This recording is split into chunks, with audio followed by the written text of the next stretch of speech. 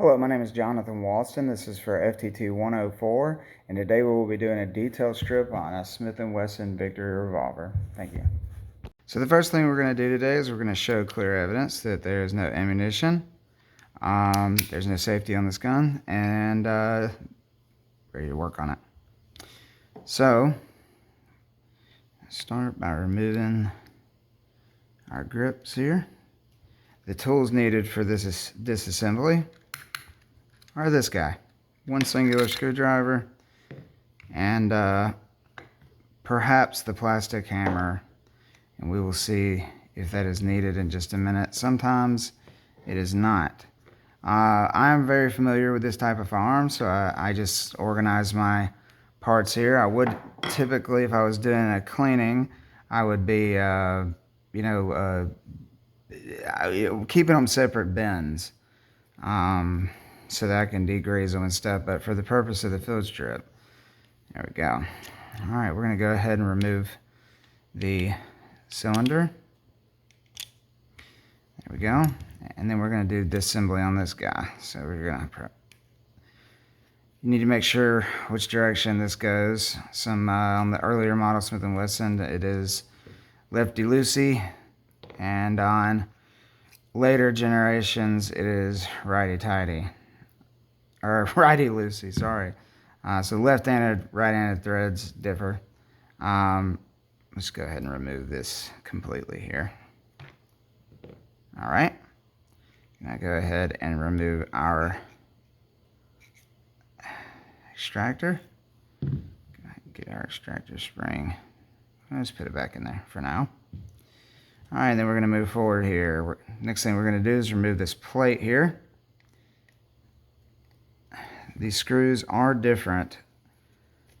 This one's a short stubby guy here, and these two here are the same, but you can tell by the size of our hole here that it is fairly easy to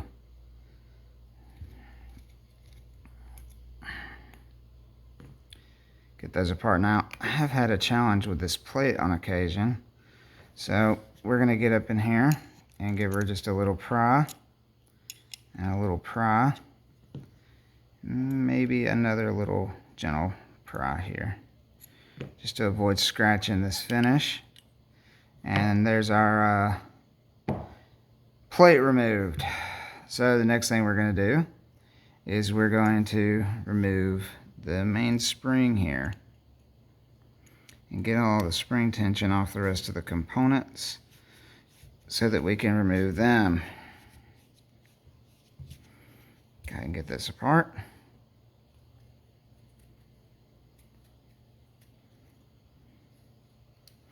Alright. Remove that guy. Set that over here. And then we're going to start removing the rest of the... actually, you know what? First things first, we need to get this cylinder stop screw out, and there's a spring, and she does not always like to come out. There we go. Alrighty, next thing's next. This guy right here is an exceptionally strong spring, but we're gonna go ahead and take the hand and wiggle it back. We're gonna have to remove this first, I believe. The best thing to do is to get up in here with this screwdriver and catch that spring. Alrighty. Next thing's next. We're going to move our hand out of the way. And we're going to... oh my gosh. She's a little aggravating. For the particular gun I'm working with here, I don't feel comfortable removing the hand from the hammer. It is not that it is...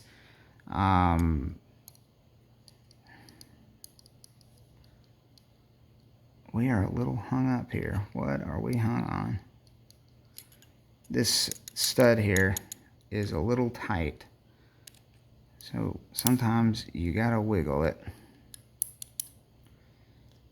It's a very polished part here, and it is not easy to hold on to. Well, I'm not sure what is holding us. Give me 1 second. Alright, it wiggled up out of place there. We get our hand and our trigger set aside. And then we will take the trigger out. To do that, you got to take that bolt back and then line it up. And there's our trigger out. The next thing to do would be to remove the cylinder release screw here. Well, it's actually a nut. And then your cylinder release will come out. There we go. And then last but not least, the cylinder stop right here. And that's about everything removed on this thing. We're not going to unpin the barrel.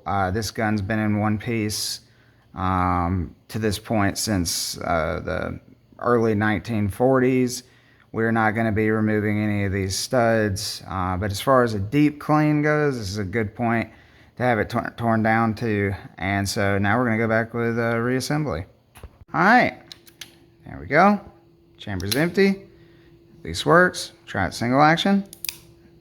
Good and tight. Alright, double action's working good. Extractor works good. And there we go. Like I said, the only tools needed for this disassembly are right here. That's it. And just to let you know, other than knowledge that I had beforehand from disassembling this weapon, I did reference Imminent Threat Defense YouTube channel. That's who I watched to kind of get in the mind space, I guess, before doing the video and refresh myself on the teardown procedure. And that was it.